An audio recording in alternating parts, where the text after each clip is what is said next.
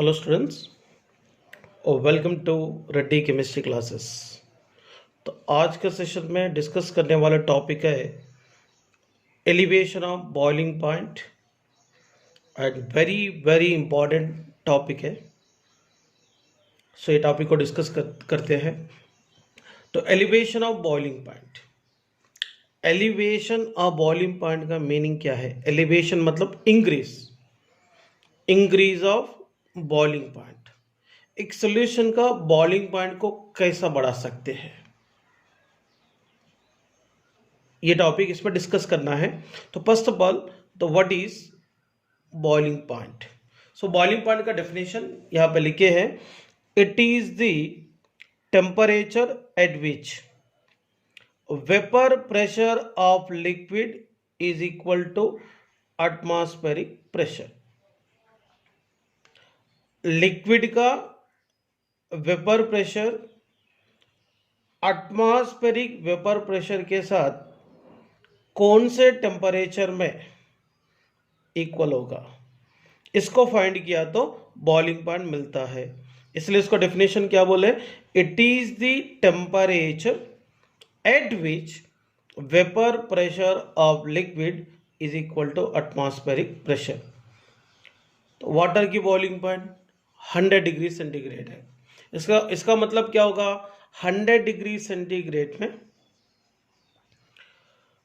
Water की vapour pressure atmospheric vapour pressure के साथ इक्वल होता है, इसलिए वाटर की बॉइलिंग पॉइंट हुआ है 100 डिग्री सेंटीग्रेड।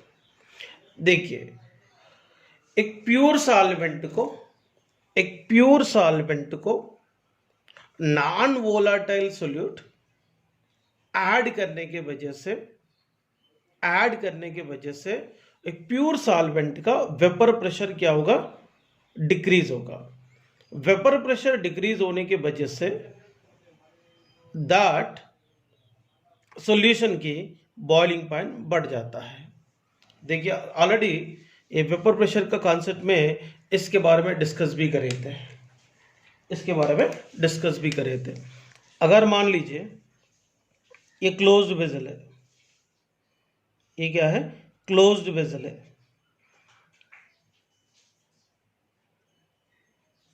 तो इसमें सर्टेन क्वांटिटी ऑफ लिक्विड है। ये लिक्विड क्या है? प्योर सॉल्वेंट है।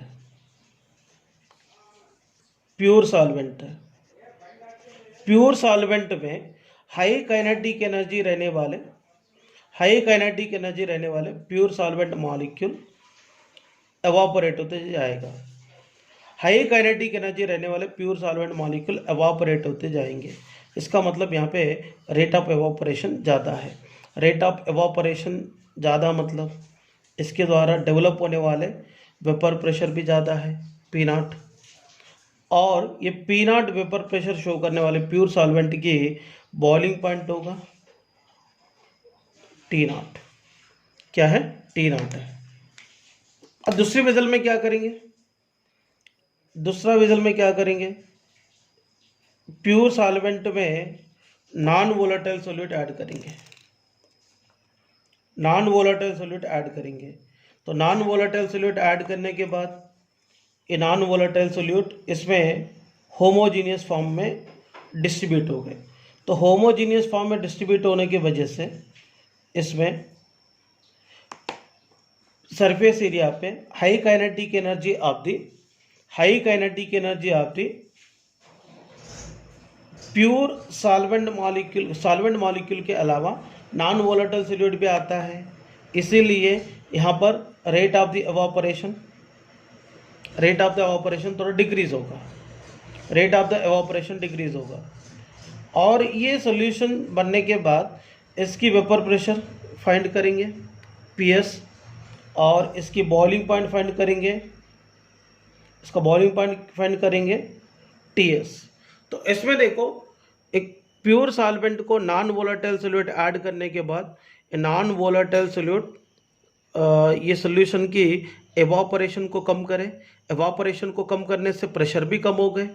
इसका वेपर प्रेशर कम होने की वजह से इसका vapour pressure atmospheric vapour pressure के साथ इक्वल होने के लिए और टेम्परेचर ज़्यादा चाहिए इसको, इसका मतलब इसके बॉइलिंग पॉइंट क्या हो गए, इंक्रीज हो गए।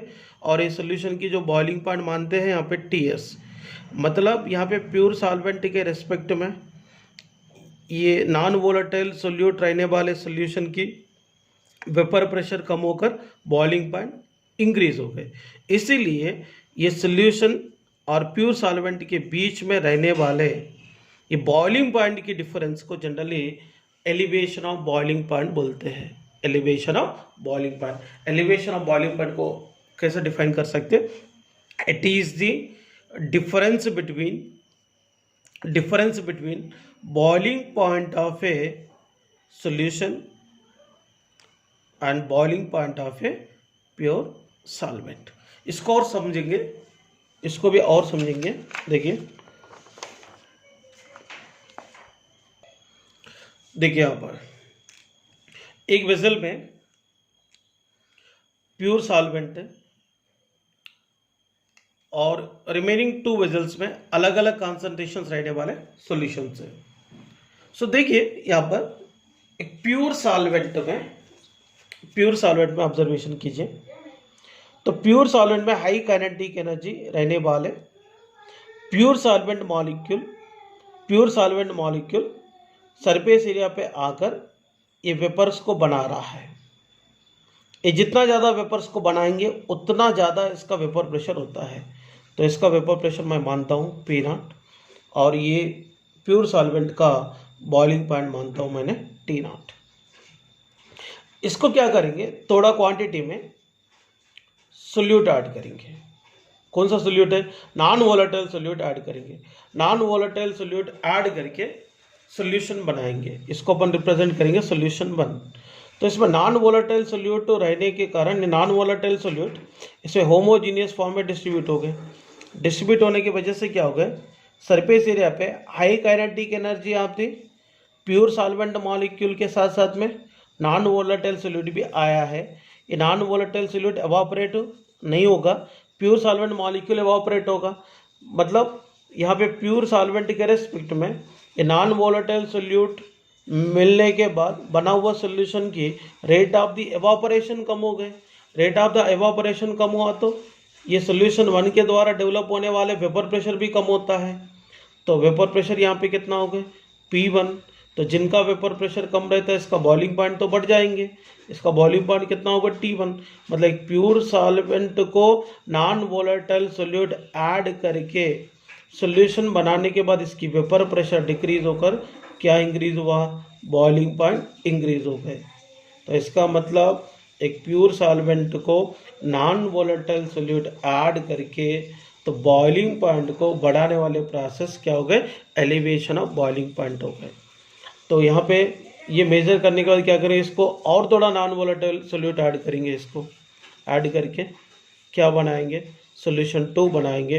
सोल्यूशन 2 में सोल्यूशन 1 के कंपैरिजन में लार्ज क्वांटिटी में नॉन वोलेटाइल सोल्यूट है, इसीलिए इसकी एवापोरेशन और कम हो गए और इसके द्वारा डेवलप होने वाले वेपर प्रेशर भी कम हो गए। इसके द्वारा डेवलप होने वाले वेपर प्रेशर P2 है। वेपर प्रेशर कम हो रहा बोले तो बॉइलिंग पॉइंट क्या होगा, बढ़ रहा है। इसका मतलब प्योर सॉल्वेंट को जितना ज़्यादा क्वांटिटी में नॉन वोलेटाइल सोल्यूट ऐड करते जा रहे हैं वैसे वेपर प्रेशर क्या होते जा रहा है, डिक्रीज होते जा रहा है, मगर बॉइलिंग पॉइंट क्या होते जा रहा है, बढ़ते जा रहा है। इसलिए order of vapour pressure pure solvent का ज़्यादा है, थोड़ा कम सोल्यूशन 1 और थोड़ा कम सोल्यूशन 2। और बॉइलिंग पॉइंट का प्योर सॉल्वेंट से ज़्यादा बॉइलिंग पॉइंट सोल्यूशन 1 को है, सोल्यूशन 1 से भी ज़्यादा सोल्यूशन 2 का है। इसलिए आपको एक बात समझना है, एक प्योर सॉल्वेंट को नॉन वोलेटाइल सोल्यूट ऐड करने की वजह से मिला हुआ सोल्यूशन की वेपर प्रेशर कम होकर बॉइलिंग पॉइंट क्या हो रहा, बढ़ता है। इसीलिए एलिवेशन ऑफ बॉइलिंग पॉइंट को क्या बोलेंगे, the difference in the boiling point of the solution and the boiling point of pure solvent is called as elevation of boiling point and it can be represented by the symbol delta TB. So therefore delta TB is equal to क्या हो गया, TS minus T0 है। TS मतलब boiling point of the solution, T0 मतलब क्या होगा, boiling point of pure solvent. और ये कॉन्सेप्ट को ग्राफिकल रिप्रेजेंटेशन के द्वारा और बेटर समझ सकते हैं देखिए, this can be better understood by plotting a graph of vapor pressure against temperature for a pure solvent and two solution of different concentrations। तो इसमें देखिए, ये ग्राफ के थ्रू अपन ये कॉन्सेप्ट को क्लियर समझने की कोशिश करेंगे। देखिए, यहाँ पे एक्स एक्सिस में टेम्परेचर लिए, मतलब ये बॉइलिंग पॉइंट को रिप्रेजेंट करेंगे। यहाँ पर वाई एक्सिस पे vapour pressure of pure solvent and to solution of different concentrations लिए थे। देखिए, ये जो कर्व है ये क्या बता रहा है, प्योर सॉल्वेंट, ये क्या है सॉल्यूशन 1, ये क्या है सॉल्यूशन 2। सो आप ऑब्जर्वेशन कर सकते हैं इधर, देखिए प्योर सॉल्वेंट की वेपर प्रेशर ज़्यादा है और थोड़ा कम वेपर प्रेशर किसको है, सॉल्यूशन 1 को। देखो ना, ये P0 बोले तो प्योर सॉल्वेंट का वेपर प्रेशर, P1 बोले तो सॉल्यूशन 1 की वेपर प्रेशर, P2 बोले तो सॉल्यूशन 2 की वेपर प्रेशर। मतलब इसमें सबसे ज़्यादा वेपर प्रेशर किसको है, प्योर सॉल्वेंट का, थोड़ा कम सॉल्यूशन 1 का और थोड़ा कम सॉल्यूशन 2 का। तो और एक चीज़ ऑब्जर्वेशन करो, जिस सॉल्यूशन की कंपोनेंट की इसमें वेपर प्रेशर कम है वो देख लो। पहले अपन प्योर सॉल्वेंट का देखते हैं। प्योर सॉल्वेंट का वेपर प्रेशर क्या होगा, ज़्यादा है, इसलिए इसका बॉइलिंग पॉइंट कम है। सॉल्यूशन 1 की वेपर प्रेशर कम है, बॉइलिंग पॉइंट क्या होगा, ज़्यादा हो गया। सॉल्यूशन 2 की वेपर प्रेशर और कम है बट बॉइलिंग पॉइंट और ज़्यादा है। इसका मतलब देखो, ये पर्टिकुलर T0 टेम्परेचर में, देखो T0 टेम्परेचर में vapour pressure of pure solvent atmospheric pressure के साथ इक्वल हो गए, इसलिए प्योर सॉल्वेंट का बॉइलिंग पॉइंट मानते हैं T0। सो T1 टेम्परेचर में vapour pressure of solution 1 atmospheric vapour pressure के साथ इक्वल हो गए, इसलिए T1 को बॉइलिंग पॉइंट ऑफ सॉल्यूशन 1 मानते हैं। और यहाँ पे देखिए, ये वाला ऑब्जर्वेशन करो, T2 टेम्परेचर में सॉल्यूशन 2 का vapour pressure atmospheric vapour pressure के साथ इक्वल हुआ है, इसीलिए T2 को बॉइलिंग पॉइंट ऑफ सॉल्यूशन 2 मानते हैं। देखिए, ये पॉइंट को ए कंसिडर करेंगे, इसको बी कंसिडर करेंगे, इसको सी कंसिडर करेंगे, इसको डी कंसिडर करेंगे, इसको ई कंसिडर करेंगे। इसमें 2 सिमिलर ट्रायंगल्स डेवलप हो गए, triangle A B D, triangle A C E. ये 2 सिमिलर ट्रायंगल के जरिए अपन डिस्कस करते हैं। और यहाँ पर elevation of boiling point solution में रहने वाले एक नॉन वोलेटाइल सॉल्यूट पे किस तरीके से डिपेंड करता है, और एक नॉन वोलेटाइल सॉल्यूट की कॉन्सेंट्रेशन सॉल्यूशन में इंक्रीज होने से बॉइलिंग पॉइंट क्यों चेंज होता है, वो सारे टॉपिक यहाँ पर क्लियर हो जाएंगे। बट आप लोग ये ग्राफ को थोड़ा अच्छी तरीके से समझने की कोशिश करो। देखिए, ये प्योर सॉल्वेंट का वेपर प्रेशर को रिप्रेजेंट कर रहा, ये सॉल्यूशन 1 का वेपर प्रेशर को रिप्रेजेंट कर रहा, ये सॉल्यूशन 2 का वेपर प्रेशर को रिप्रेजेंट कर रहा है। देखिए, ये vapour pressure of the pure solvent T0 temperature में एटमॉस्फेरिक वेपर प्रेशर के साथ इक्वल हुआ। सॉल्यूशन 1 का वेपर प्रेशर T1 टेम्परेचर में एटमॉस्फेरिक प्रेशर के साथ इक्वल हुआ। और यहाँ पे देखो, तीसरा सॉल्यूशन 2 का वेपर प्रेशर T2 टेम्परेचर में एटमॉस्फेरिक वेपर प्रेशर के साथ इक्वल हुआ है, इसीलिए ये boiling point of pure solvent को रिप्रेजेंट कर रहा, सोल्यूशन 1 को, सोल्यूशन 2 को। देखो इसकी वेपर प्रेशर ज़्यादा है, बॉइलिंग पॉइंट कम है। सोल्यूशन 1 की वेपर प्रेशर कम है, बॉइलिंग पॉइंट ज़्यादा है।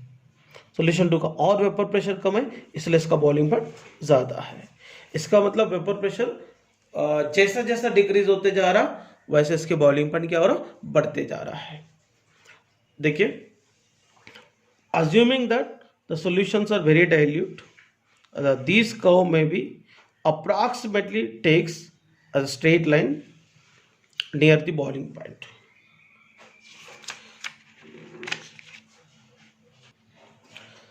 So ग्राफ में देखिए, similar triangles A B D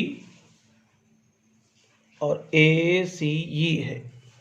देखो triangle ACE and triangle ABD are similar. ABD are similar. देखिए, from these two similar triangle क्या रिलेशन बनता है देखेंगे। AB upon AC, AB upon AC is equal to AD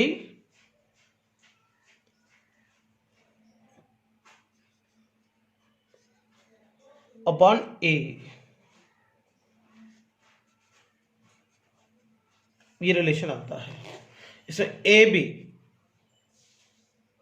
B मतलब क्या होगा, T0 to T1, but इसमें boiling point किसका ज़्यादा है, T1 का, इसलिए अपन क्या लिखने के इधर T1 माइनस T0 लिखने का। AC पॉइंट को देखो T0 टू T2, मतलब इसको कैसा लिखने का, T2 माइनस T0। AD, ए पॉइंट रिप्रेजेंट कर रहा P0, यहाँ पे D P1, मतलब क्या होगा, vapour pressure of pure solvent ज़्यादा रहता है, इसलिए P0 माइनस P1 लिखने का अपॉन AE बोले तो क्या लिखने का, P0 minus P2, P0 minus P2 लिखने का। ये ग्राफ के जरिए अपन जो भी ऑब्जर्वेशन किए थे मैंने यहाँ पर लिखा हूँ। T1 माइनस T0 मतलब delta T1, change in boiling point of solution 1 and pure solvent, और ये दोनों को ऐसा लिख सकते हैं T2 माइनस T0 को delta T2 is equal to P0 minus P1 को क्या लिखना है, डेल्टा P1, इसको लिखना चाहिए डेल्टा P2। इसका मतलब ये रिलेशन से अपने को क्या पता चल रहा है, delta T is proportional to delta T proportional to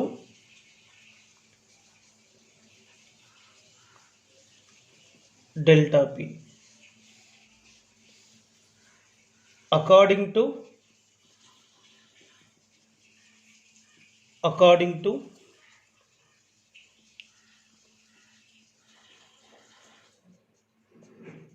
Raoult's law for a dilute solution, formula P0 minus PS by P0 is equal to WB by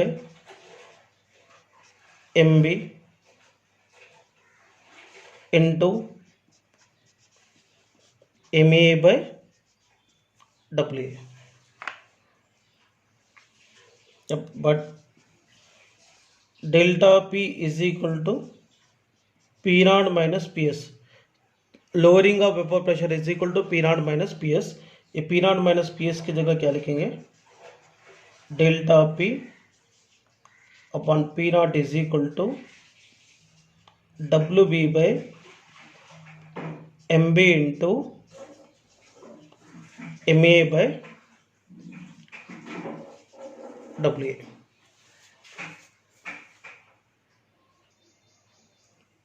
P nought को इस तरफ लेकर आएंगे,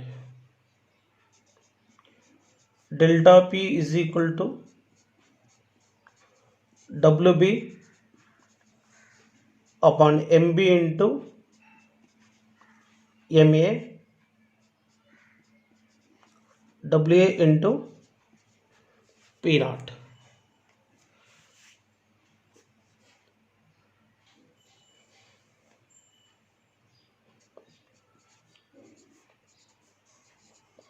For a pure solvent,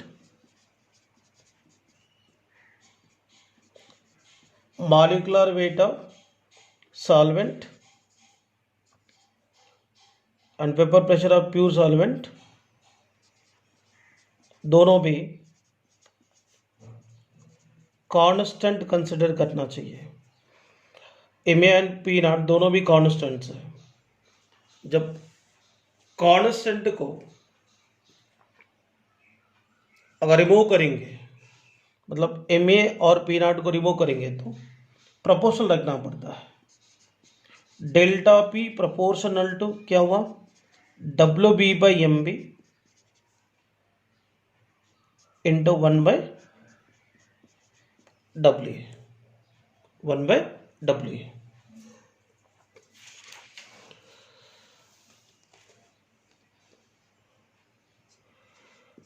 but इससे पहले अपन discuss किए, but delta T proportional to क्या है, डेल्टा पी है। इसलिए डेल्टा पी की जगह अपन क्या लिख सकते हैं, डेल्टा टी। तो डेल्टा पी की जगह डेल्टा टी लिखेंगे। देखो delta T proportional to W B by M B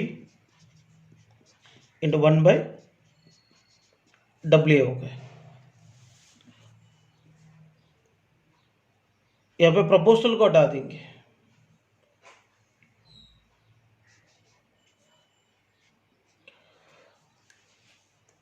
proportional को हटा देंगे।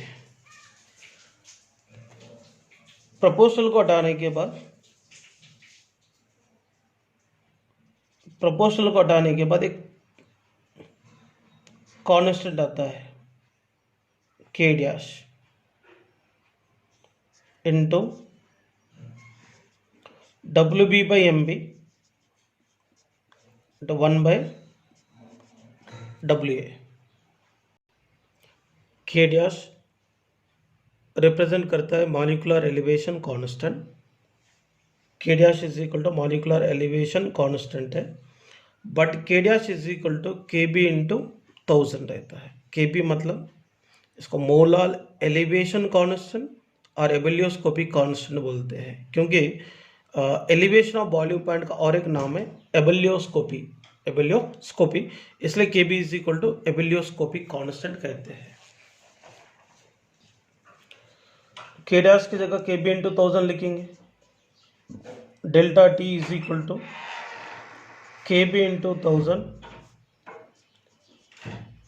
Into W B by M B into 1/W A. Actually delta T elevation of boiling point के condition में चल रहा है, इसलिए डेल्टा टी की जगह अपन डेल्टा टी भी लिख सकते हैं, कोई टेंशन नहीं है। सो यहाँ पे देखिए delta T B is equal to K B into W B by M B into 1000/W लिखेंगे।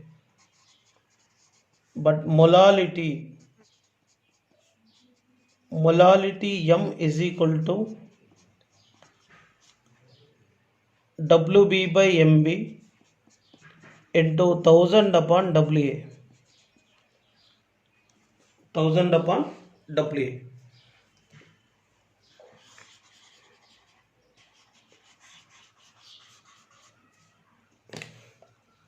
सो ये पूरा पार्ट की जगह क्या लिख सकते, delta T B is equal to K B into M.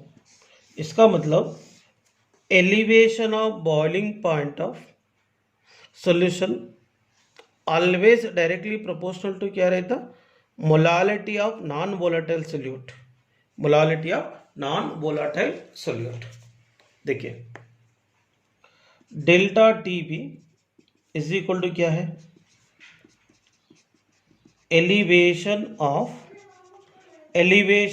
boiling point, elevation of boiling point, Kb is equal to molar elevation constant, इसका और एक नाम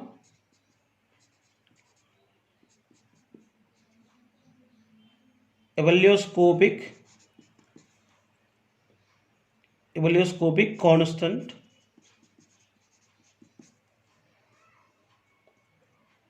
हम यहां पे रिप्रेजेंट करेंगे मोलालिटी, बट इधर सारे टर्म्स लिख रहा हूं मैंने, डब्ल्यू बी